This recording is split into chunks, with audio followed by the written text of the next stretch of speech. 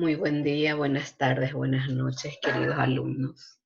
Nos encontramos una vez más con nuestra clase número 8, el último de nuestras clases que está prevista, donde ya a estas alturas eh, estamos desarrollando todo lo que es el contenido de nuestra materia, que es experiencia y prácticas profesionales 2. Entonces, hoy es un día muy importante donde muchos ya hemos llegado a plasmar los conocimientos que ya vamos adquiriendo en forma de práctica. Y es muy importante porque de acuerdo a esto vamos a poder ir a intervenir dentro de lo que es nuestra profesión. Bien. Hoy quiero hablar con ustedes sobre algo muy importante que también debería de tomar un eco grandioso dentro de lo que es eh, el tratamiento dentro de lo que es la psicología. Y hablamos un poco de los enfermos terminales, donde la psicología abarca un poco y hoy día se considera ya un área fundamental dentro de lo que es eh, el tratamiento psicológico. Y sabemos que ya tenemos áreas importantes que se llama, especialidad, ya tenemos una especialidad dentro de esto, que es la psicooncología o la psicología oncológica, así como se dice, ¿verdad? Bien, la psicología y el cáncer sabemos que trata al paciente con cáncer y tiene como un objetivo mejorar la calidad de vida y la adaptación tanto del paciente como el entorno familiar. Por otro lado, en todo momento la intervención psicológica ha de estar integrada con el servicio de atención médica que ha de ser multidisciplinar. Vamos a ver un poco, ir partiendo un poco a lo que es la psicooncología. Holland considera que el objetivo de la psicooncología es el estudio del impacto del cáncer en la función psicológica. Y por otro lado, el papel de las variables psicológicas en el riesgo del cáncer y la evolución. También Green nos dice o considera que la psicooncología se centra en el estudio científico de la persona que desarrolla el cáncer. Lo considera una ciencia que relaciona aspectos psicológicos y sociológicos del cáncer. Considera de gran importancia el cuidado del paciente. Entonces, la psicooncología es una especialidad dentro de la psicología que atiende y trata a los pacientes afectados de cáncer y a sus familiares. Estudia las relaciones entre las variables psicológicas y sociales, el inicio y la progresión de la enfermedad cancerosa. El principal objetivo de la psicooncología está dirigida a proporcionar la calidad de vida al paciente con cáncer y su familia. Si nosotros hablamos un poco del cáncer y su impacto, lo primero que se piensa es en la muerte. Y la persona que sufre y padece de este mal, por ejemplo, en el cáncer de mama, ya piensa automáticamente en la mutilación de sus miembros. Y la leyenda de la incurabilidad del cáncer, como decimos nosotros, es sinónimo de muerte. Entonces, hace una principal idea dentro de lo que va a ser el pensamiento de la persona. ¿Cuál sería la actitud del paciente hacia el cáncer? Y lo primero es el miedo. El miedo al tratamiento, al cáncer mismo en sí, a la fatalidad, a la intervención mutilante y al dolor. Estas actitudes dependen de factores culturales, sociales, económicos y educacionales. Es importante reconocer un poco que para que haya una relación entre el médico-paciente, debemos de considerar que tiene que existir la confianza. A lo largo del tiempo, donde empieza con el primer contacto, donde el paciente merece sentir y no ser abandonado. Debe de creer que el médico es competente en todo momento. No es necesario decirle al paciente toda la verdad en cualquier situación, pero tampoco es aconsejable una mentira deliberada. Nunca destruir esperanzas, pero tampoco construir ilusiones falsas. Hay problemas específicos en el paciente moribundo, como se dice, cuando ya en los últimos momentos, donde es importante considerar que hay derecho del paciente a morir con dignidad. Estar en centros donde se cuida el bienestar físico y emocional del paciente. Revisar con cuidado cada decisión terapéutica. Se llega a un punto donde se debe tomar la decisión de negar más el tratamiento anticanceroso. Y la decisión debe ser tomada por un oncólogo con experiencia y conocimiento. Y por último, el médico no debe escatimar esfuerzos en el manejo del dolor. Y las situaciones emocionales que nosotros vemos dentro de lo que va a ser, de lo que padece un enfermo oncológico, lo primero que nosotros debemos hacer es que no pierda la esperanza, ¿verdad? En medio de eso se debe de hablar de la negociación, la ira y la hostilidad, la depresión y luego viene la aceptación. Sabemos nosotros que dentro de lo que es la educación pública sobre el cáncer, nosotros debemos de tener en cuenta que hay que modificar los estilos de vida, empezar en edades tempranas, consecuencias de conductas inapropiadas, ¿verdad? Educadores en salud, debe de haber máxima responsabilidad por la salud y promoción de salud. Sabemos nosotros que tenemos una APS, donde debe de haber una atención primaria a la salud, donde debe de centrarse en el bienestar de los pacientes y de las personas. Entonces, ahí es cuando debemos de tener en cuenta la psicoeducación, donde también debe de ser interdisciplinar la APS, ¿verdad?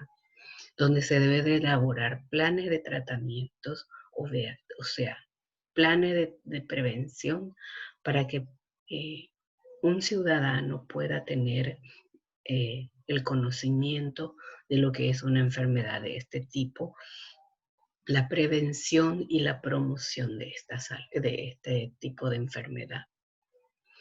Hay tratamientos no comprobados dentro de lo que va a ser en esto, ¿verdad? La terapia oncológica se relaciona con desfiguración, quemaduras, vómitos, alopecia y destrucción de mecanismos inmunológicos. No es igual. El médico no puede garantizar la curación y existe mucha publicidad de métodos alternativos. Eso también es importante considerar. Deja un poco al margen al propio paciente para luchar por su enfermedad.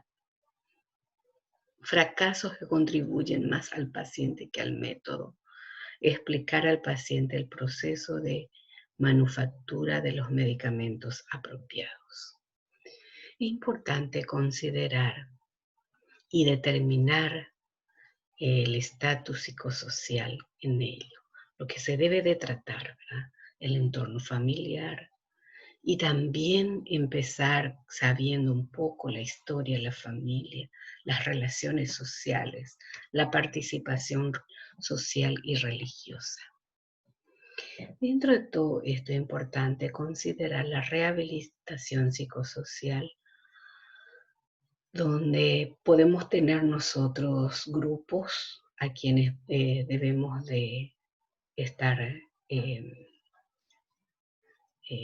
debemos de nosotros estar tratando, conocer a otros con problemas parecidos y animar al paciente. También la rehabilitación psicosexual, donde habla, ¿verdad?, del cáncer, donde erosiona el autoestima, merma la libertad de productividad, el sentido de bienestar, pérdida de función del cuerpo. Amantes, amigos, familiares pueden alejarse ante el temor del contagio. Apertura y franqueza al abordar el tema y discutirlo con el paciente. Reconocer al paciente como atractivo y digno de amor. Apoyar al cónyuge para que asuma el riesgo de la intimidad y no pasar por alto este aspecto. Y luego tenemos la rehabilitación laboral, donde el trabajo implica identidad y autoestima. Pacientes con tratamiento exitosos vuelven a su trabajo sin dificultades. Jóvenes y aquellos cuyos trabajos implican trabajo físico tienen dificultades. Fatalismo, inseguridad, ánimo, ayuda especializada, leyes y regulaciones. El tratamiento psico-oncológico comienza a partir del impacto del diagnóstico. Luego trabaja también con el pronóstico, con las conductas evitativas que gobiernan el tipo de situación que provoca un alto sufrimiento al paciente y su familia. Luego la continuidad del tratamiento, donde el papel del psicólogo en este nivel se dirige esencialmente a disminuir los niveles de ansiedad, a proporcionar estrategias para desarrollar el autocuidado en el paciente, a proporcionar estrategias cognitivos conductuales para el manejo de náuseas y vómitos anticipatorios a la quimioterapia, a proporcionar estrategias para afrontar los efectos colaterales del tratamiento a nivel de la autoimagen, del autoconcepto, la autoestima y la autoeficacia. Es importante también tener en cuenta en los cuidados paliativos cuando las alternativas se agotaron. Sabemos nosotros que el papel del psicólogo es muy importante en ese momento para que pueda haber una aceptación a lo que el paciente va pasando. En el manejo del dolor por cáncer, donde la relación con el comportamiento del paciente implica como agresión, irritabilidad y disminución en la comunicación. Y el acompañamiento al paciente terminal, donde en términos de la preparación que se le aprueba, se proporcionará a los familiares y al mismo paciente en relación con el momento de la muerte. Entonces, hasta la misma elaboración del duelo que inicia desde el momento en que se proporciona el diagnóstico al paciente. Hay tipos de psicoterapias que nosotros debemos de manejar, entonces son 3 netamente, ¿verdad? Psicoterapia individual, psicoterapia familiar y psicoterapia grupal sería en un sentido en que se debe de apoyar con las otras personas que padecen también de este mal. Y también tenemos en el de familiar, donde ya entra el entorno donde convive la persona, ya sea a nivel laboral, social. Hay unos tratamientos a modo de intervención que debemos de considerar que son muy importantes, donde se utilizan las técnicas. Y la primera es la de relajación, que cito los tipos de relajación. Luego tenemos la técnica de visualización, ¿verdad? Para que pueda el dolor hacer menos, ¿verdad? Y también, ¿verdad? Como los efectos del tratamiento para las náuseas, vómito, fatiga, para que favorezca la recuperación en ello, ¿verdad? Luego tenemos la terapia cognitiva, donde el paciente muchas veces se siente invadido por pensamientos y creencias o ideas, ¿verdad? Y esto a nivel irracional o inapropiados acerca de su enfermedad y su verdadera situación, y se utiliza el TRE, o sea, la terapia racional emotiva. Bien, en esto es importante considerar que hay una finalidad a seguir dentro del TRE. Y el primero es el entrenamiento en detección de creencias irracionales. Segundo, las técnicas de persuasión verbal. Tercero, el entrenamiento de autoinstrucciones, la distracción cognitiva. El segundo son las técnicas conductuales, donde entra el entrenamiento en habilidades sociales y asertividad. Programación de actividades, entrenamiento en resolución de problemas, intervención del rol racional, exposición a las situaciones temidas. Y tercero y último son las técnicas emotivas, donde la imaginación racional emotiva también se trabaja, y hay otras técnicas humorísticas que se utiliza también, y la biblioterapia. Cada uno de estos tiene cómo debemos de seguirlo y para qué, cuál es la función de cada uno. Y entre las técnicas más que tenemos, los instrumentos que se utilizan, es la entrevista, una de las técnicas esenciales, donde debe de ir una entrevista a profundidad, y los instrumentos de evaluación con pruebas psicológicas, el KPS, el CAEPO, el VIEPS y la escala de estrés, cuestionario de Barthe. Es importante que manejemos esto.